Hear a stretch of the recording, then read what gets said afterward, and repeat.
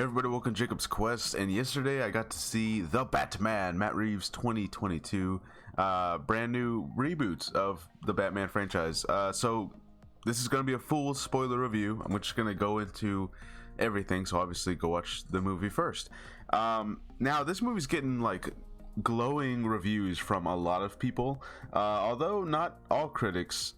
Funnily enough, the critics who don't like this movie are complaining about it being too dark and dreary, which is a very strange complaint to have about a Batman movie. So I don't know, that's just weird. But anyways, let's move on.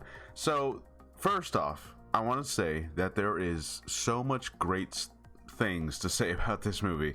It is pulling from so many different comic book resources that I have been wanting to see in a Batman movie for a long time, and just like the detective work and the inner monologue and just everything that's going on, I'm really digging. And yes, this is a year 2 Batman. He doesn't quite have everything down. He's not an expert at the gliding yet. In fact, there's only one moment in this movie where he's gliding and he kind of fails spectacularly when it comes to landing. He literally crash lands his gliding suit. So you know, I kind of hope that as this goes on, I'm assuming he's gonna get better gadgets and he's gonna get better armor and he's gonna just improve, because I very much believe that every single time you see him, you know, you see some of the things not quite work out here. You know, he even in fights, he gets hit quite a bit.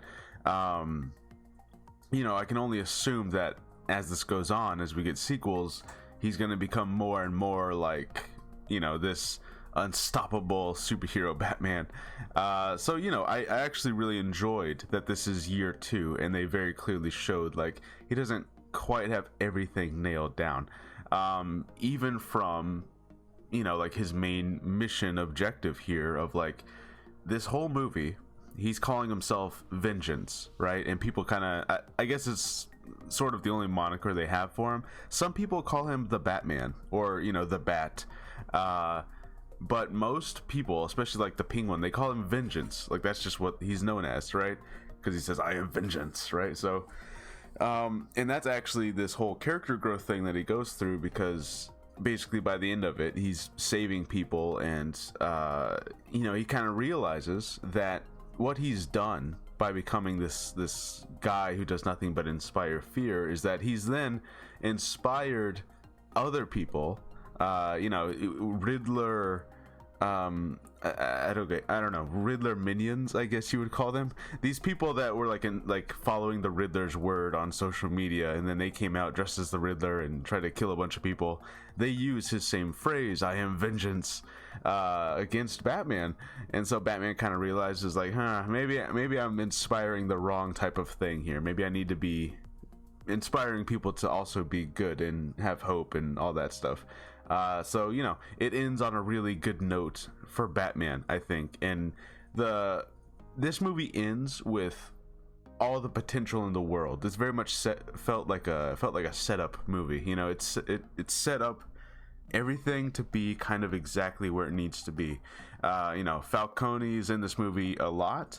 Actually, Falcone being in this movie, very much the Long Halloween, and as much as I loved all of that Long Halloween type stuff, it did feel like it kind of like took the entire middle of this movie and took it away from the Riddler, because the Riddler was like in the beginning, just, you know, straight out, just like from the very beginning, the Riddler's like this menacing, crazy thing, and you're fully invested in the mystery and what's he want and why is he doing this, and then the movie kind of like sidetracks and goes into Falcone stuff, which is great.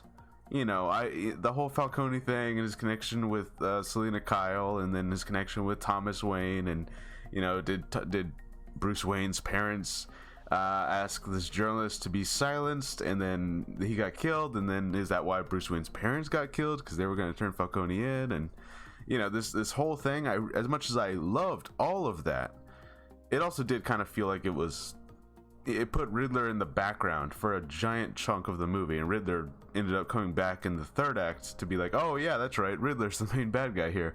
So I don't know, I will say that's one of my criticisms, is like it felt, the movie feels like it had a problem focusing on, like, you know, maybe you could have interjected a little bit more Riddler in that middle section and kind of spread out the Falcone stuff somewhere more in the first section of the movie. You know, it feels like there's a little bit of a structure problem. And I've heard it said that some people felt this movie was sort of like binging a TV show more than watching a movie, because it doesn't seem to follow the 3-act structure, and I actually fully agree with that. You know, just like the whole Falcone and Riddler stuff, it feels like you're watching one episode that's focused on this one thing, and then the next episode's focused completely on something else, and the first episode's thing is kind of in the background, and then the third episode is like, oh yeah, and then this other thing happened. You know, you have all these plot lines that, you know, while they do all tie together, they don't necessarily flow as well as I kind of wish they would. But, you know, by the end of the movie, everything does kind of get tied neatly together, and it all works by the end. You know, but while you're watching it, there are moments where you're like, oh wait, what happened to, like, the last riddle, and we're looking for, like, the rat with wings, and, you know, and now we're just fully invested with the Falcone stuff. And I don't know, it felt like the movie took a little bit of a field trip, you know, somewhere else in the middle of it. But anyways, but yeah, there's a lot of great things here. The action is great. I love that we got away from the you know, the Nolan shaky cam action where you can't see what's happening. And, you know, is this action better than Batman v Superman, that warehouse fight? I would say there are definitely some fights in this movie that kind of compare to that, maybe not as stylized. And like I said, he kind of gets beat up a little bit in this movie, because they definitely are nailing the point home that, like, he's not fully Batman yet, you know? Like, this is only year 2. When he gets to, you know, year 6, year 8, then he's gonna be like the Batman that we know. But he's still, you know, he's getting used to it. He's got a little bit ways to go, but he's almost there. But yeah, there's just, man, this movie felt like an Arkham game, you know. And I think what I mean is, like, the overall tone of it and the vibe, like, this feels like it could be some Arkham DLC almost. It's not quite as grounded as Nolan movie was, Nolan's trilogy, and that was one of my major concerns, was like, is this essentially just another Nolan Batman movie, kind of just like, oh, we're just being grounded like he was, and it's not quite there. And what I mean is, like, you get the sense of, like, the architecture and some of the events that happen. You're like, okay, this would not happen in a Nolan movie. You know, we're being at least slightly more fantastical with some of the stuff that happens. So yeah, just I love the vibe we got going here. I love everything that got set up, and I think more than anything, this movie left me wanting to see the sequel. You know, so while this movie's not perfect, I think it has structural issues. I think it has, you know, it is 3 hours long. Some people said that you can't feel the timing. I think you can. I mean, look, especially because I saw it after I had worked a full 9 hours. So, you know, I went and saw a 3-hour movie. By the time we get to the third act, I was starting to feel the runtime. I personally was. Some people said they can't, but I definitely was. And I can't help but feel like, you know, again, with the Falcone stuff, there might be like a good 15 minutes we probably could have edited out of this movie, and it wouldn't have really affected the main plot with the Riddler and all that stuff all that much. I think I do got to talk about the third act here. So in the third act, Riddler allows himself to get captured, like so many bad guys do. And basically what it's revealed is that, like, the Riddler this entire time has considered Batman to be his ally. You know, we're sitting here thinking, like, okay, the Riddler is sending Batman these cryptic clues, like, oh, catch me, Batman, if you can. But it turns out, like, no, the Riddler thought that he and Batman were working together, and so he wanted Batman to be safe in Arkham with him because he's gonna flood the city. Now, this whole plan to flood the city, it's not discovered or even like mentioned to be like, oh, he's got these vans parked everywhere and they're all, you know, they're all rigged to explode. It feels like that, and maybe I missed it, but it doesn't feel like that was hinted at or alluded to being part of his big plan at all until the very end of the movie when it's about to happen.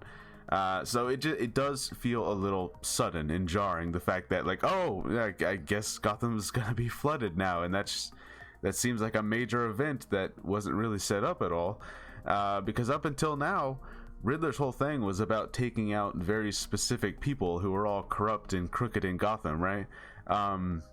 And I think that's another thing about it, is that like, as much as I love the Riddler, you know, he plays it really well.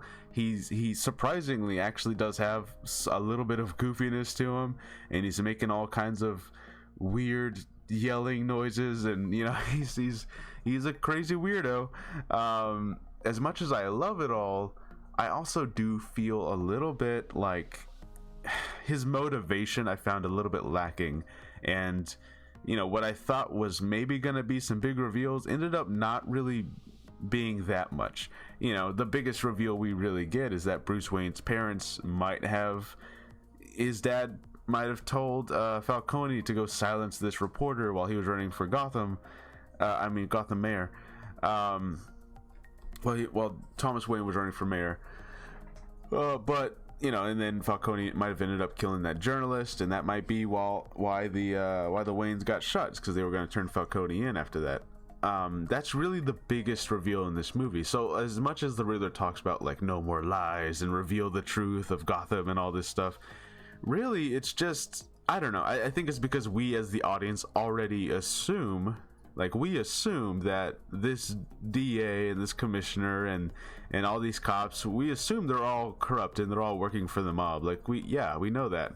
So that really just ends up being all the reveal is, you know, like as he's killing these people and leaving these clues, you're just like, Batman's just finding out like, oh, so the DA and the mayor and all these people are all working for Falcone the entire time. You know, and I'm like, oh, well, I mean, yeah, it's Gotham, of course. Like, I just assumed that was the case. And there's just, I don't know, there just doesn't seem to be any other reveal in that. I thought that, you know, maybe there were some rumors that, like, oh, the Riddler's gonna turn out to be Batman's, like, step brother or something like that. Or, you know, like he's some kind of abandoned child by the Waynes or something. But really, he's just, you know, he was an orphan, and the Waynes had set up this foundation to give money to all the orphanages, and then somehow Falcone ended up getting a hold of that whole foundation when the Waynes died, and he just laundered money through it, and so none of the money went to the orphanages, and then the Riddler, you know, he got mad because all the orphans grew up really poor, and some of them started dying in the cold, and that was really it. That was like the whole motivation behind it. And I was, you know, and I'm like, did I miss something? Was there like a little bit more to this? Like, what was, you know, I know that he was like inspired by Batman to like start acting on it, but like, I don't know. It feels like there was another beat here that was missing. You know, I'm like, wait, so why is Riddler doing this now? What happened exactly? So, I don't know. It does feel like there's some parts missing there with his whole motivation as to why he's doing this, but yeah, just overall I did enjoy the movie. I enjoyed the movie a lot. It's not perfect, you know, some people are saying like it's the best Batman movie ever, and I don't think that's true. I feel like it you know, there is a good 15 minutes you could shave out of here. There are also a lot of slow moments. This movie ramps up and then slows down, and then ramps up again and then slows down, you know, and they really try to give every single character and every single plot line and every single little moment its own thing. And you know, Batman will do something and then kind of goes into slow motion for a couple seconds, and you know, and I don't know, this movie didn't need to be 3 hours. I think that's my thing, is that like I felt the runtime, I felt the plot lines not entirely smoothly running together. So you know, I just that's really my main complaint, is that like while you're sitting here watching it, it does feel like, okay, there's definitely things here that like you could have sped through this, or you could have cut this moment entirely. Why is this happening?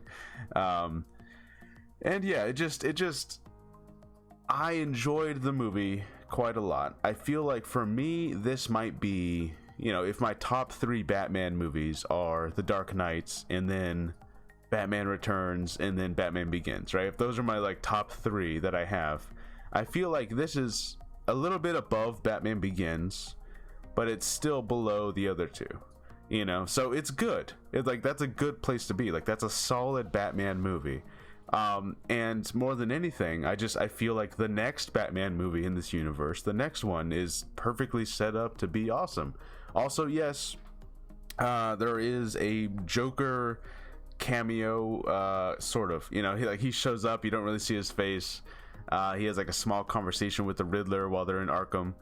To be honest, I don't know, that's not the kind of thing that's gonna get me super excited, because it feels like we have a new Joker every couple months, if you know what I mean. Like, I think we're getting another one in the Batgirl movie, and we just had Joaquin Phoenix's Joker, and then we had Jared Leto's Joker come back for the Zack Snyder Justice League. And I don't know, it does feel like I'm kind of jokered out a little bit. Like, you know, it loses its effect if we just keep on like, and now there's another Joker. I'm like, okay, whatever. I would be much more excited if the sequels follow, you know, I think you mentioned Mr. Freeze might be one. Like, that would be much more exciting. I would definitely go for that. You know, especially because this Batman, while it is grounded, it definitely feels kind of like the Arkham games. You can have some of these more fantastical, you know, give us a Clayface or a Man-Bat or a Poison Ivy, you know, like these are people with powers, but maybe you could explain them away somehow. I don't know. I'd be much more excited for that than just another Joker. But in any case, I really enjoyed the movie. The action's great, the tone is awesome. This Bruce Wayne, he's very distant and he's very quiet, and he's a man of few words. You know, he's definitely like the loner type. He's not being this playboy yet, but maybe in the next movie. And it felt like a good setup movie. So I can definitely see where this is going, but you know, I do have my share of criticisms as far as pacing and structure, and you know, maybe not everything that was in this movie had to be there. But overall, I had a good time. I had a really good time. So yeah, let me know what you guys think, and I'll see you guys next time. Bye.